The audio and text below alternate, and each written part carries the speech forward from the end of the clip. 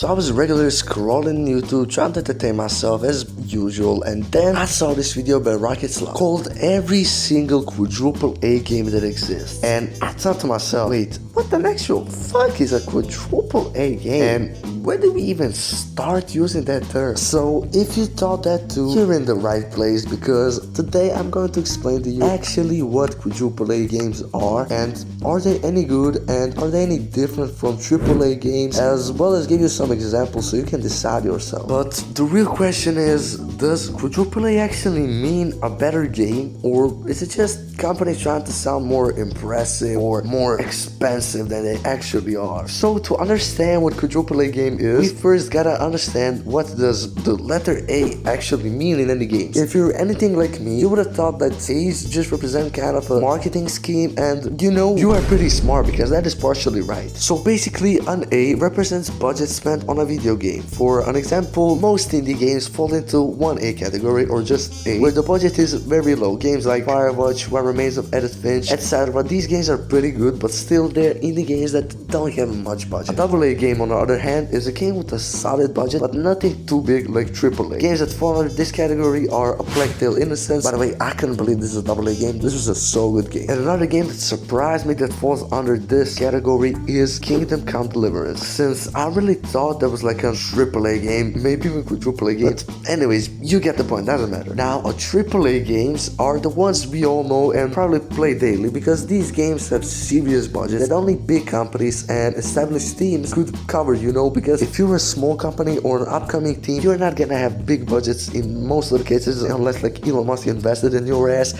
which doesn't happen too often, if any time. Games like God of War, both 2018 and Ragnarok, Cyberpunk 2077, RDR2, GTA 5, The Last of Us Part 2, etc. All these games fall under AAA ticket, we can say.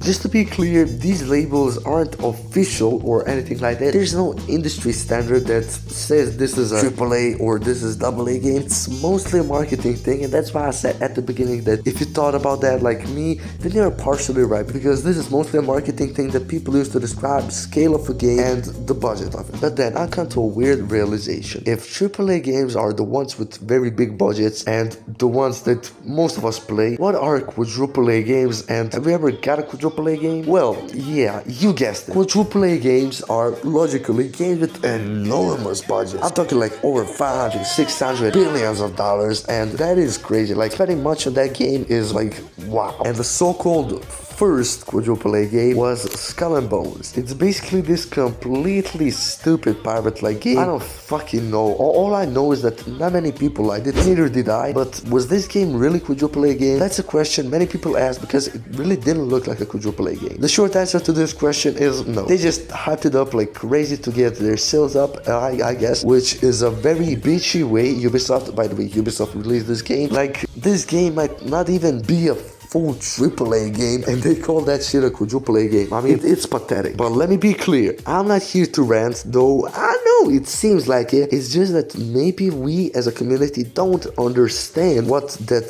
additional A on AAA games, which makes it quadruple A, means. Maybe it means better production quality, maybe the extra time spent on the making of the game, or maybe we are right and it's just more budget and a stupid marketing scheme. But the sad thing is that we can only guess, since we never got actually a real answer. On the other hand, a game that's actually supposed to be called quadruple A, in my opinion and in opinion of many gamers, is RDR2, or I don't know, even Cyberpunk, because these games really costed much to make and are one of the best games ever made. Yeah, it is crazy to say something like that to Cyberpunk, but let's be honest, it is one of the best games ever. So if you ask me, they're the only ones who can justify the so-called quadruple A label. Also, think of GTA 6. We all know that Rockstar spent over $1 billion, I think the report says like $2 billion on it, but they didn't call it a magical quadruple A game, I mean, yet. So you see basically what I mean. My theory is that companies that eventually call their games a quadruple A game are just doing it for marketing, as we saw with Ubisoft, and nothing more. And that's the reason many companies avoid it, because they know that if they falsely market their game, they could eat up a lot of shit and a lot of hate, maybe even reduce the sales of the game. Now, of course, for a company like Ubisoft, they don't really give a shit about the community or about anything. We've noticed that in the past like 5 or maybe even 10 years, so